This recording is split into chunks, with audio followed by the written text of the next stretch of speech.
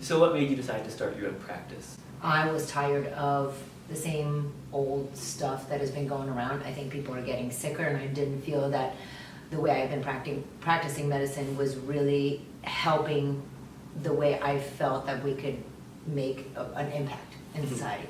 So how does your approach at this practice differ from traditional doctors or your previous job? First and foremost, we don't think of medication as a first line anything.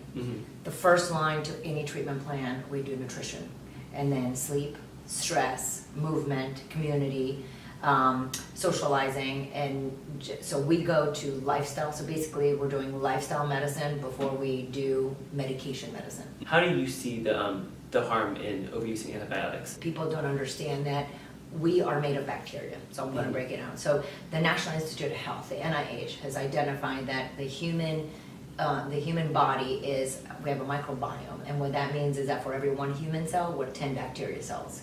In our gut alone, there's 3.3 trillion bacteria. And so for you and I, it's about 3 to 4 pounds of our body weight is bacteria weight. That's disgusting.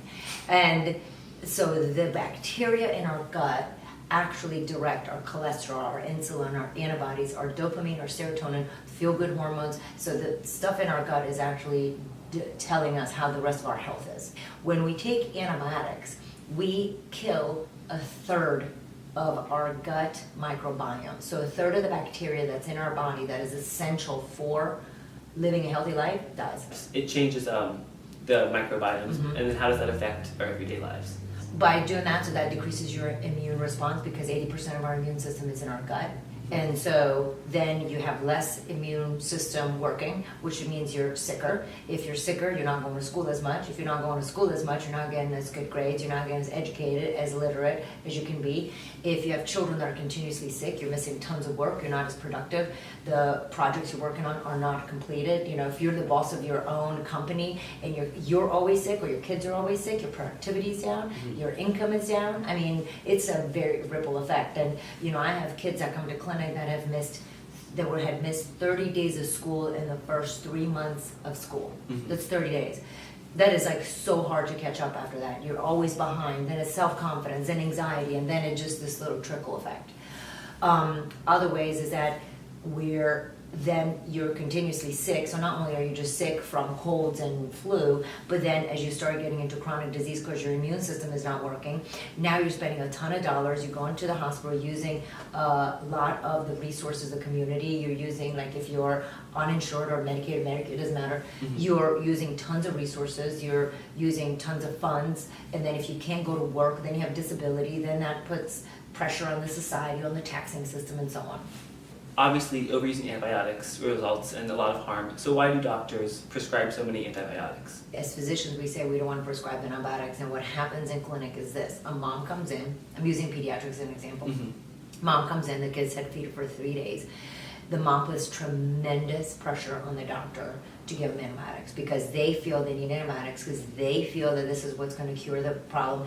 Then if something were to happen, doctors in this country are so afraid of getting sued. Because we sue everybody in this country. They're paranoid about getting sued, and so they're always playing defensive medicine.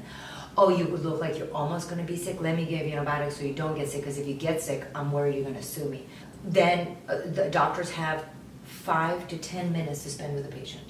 And so it is much easier to write for antibiotics than to go into well, you shouldn't get antibiotics because here's a societal implication, here's the watchful wait, these are the 10 things that you can do in order to prevent antibiotic use. That takes a lot of time. And so time is a huge cruncher and a pusher of overprescribing of antibiotics.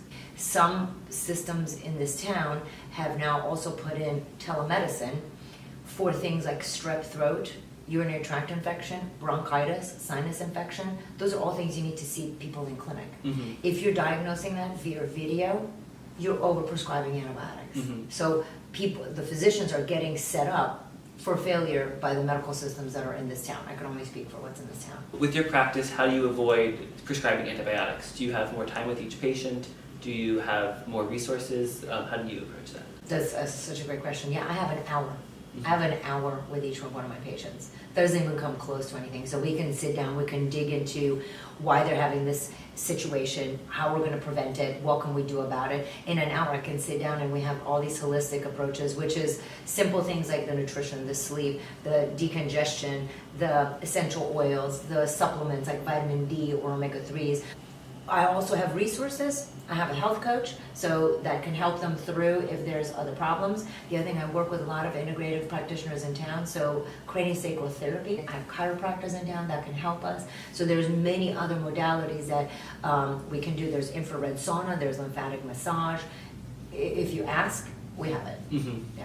I know you can speak for antibiotics in the medicine field. There's also overusing antibiotics in agriculture. Do you see that effect in people? It's huge. 80% of antibiotic exposure in humans is from animals, actually. Mm-hmm. And that's coming from the way they raise cattle, for example. The cattle are squished together in a pen. It's looks like a square, and they're all like lined up next to each other. They're not on a grassy field. They eat corn, which they're not supposed to be eating corn anyway.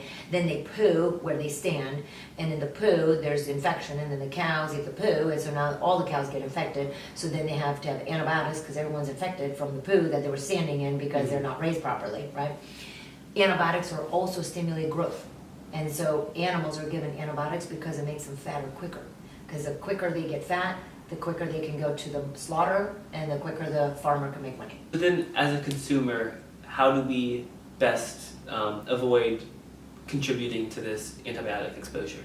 When you buy meats, I'm very much for the grass-fed organic meats, and it also has to say no antibiotics given, because just because a product is organic doesn't mean that they don't get antibiotics. I found that in my research. Labeling organic, it's a lot more relaxed, the standards than I expected. Totally, yep. And so you can't trust that just because your meat's organic, that actually there's no antibiotics used. You have to actually see on there that there's no antibiotics used for you to understand that they're not using antibiotics. So meats, be careful getting organic grass-fed meats, eggs, huge. Second thing is understanding that colds and coughs and congestion do not need antibiotics. Knowing as a consumer, being prepared going into the doctor's office, understanding that if they have an ear infection, don't ask for antibiotics, or if they offer antibiotics, ask why. It will help the conversation, and then you're not going to be frustrated because you're just getting prescribed antibiotics. So knowing that and understanding that the human body knows to heal itself. We humans have messed it all up. One big problem that I saw researching antibiotics is the possibility of the emergence of some superbug. Is that a possibility, or is that some worry for like a future generation? Oh no, it's here. There's big issues, and now we have big bad drugs, and then we make bigger, badder drugs, and people are spending so much money in trying to figure out which is the next round of antibiotic to take over because of these superbugs that are there. Oh, but it's here, it's present. The issues in the hospitals, that if you get hospitalized, you're getting colonized with these things, and it is a huge issue. Yes, already here. Do you think that this integrative approach to medicine will ever become the traditional method? I think it's picking up a lot of interest and a lot of speed. Is it going to be the thing? I don't know. I certainly hope so, but that's a lot of walls and a lot of barriers to break down. But I think that if we can open people's minds and educate them differently and start in med schools, a lot of med schools have started adding this to their curriculum. So I think it's very possible. I don't know when, but I think it's possible. Definitely possible.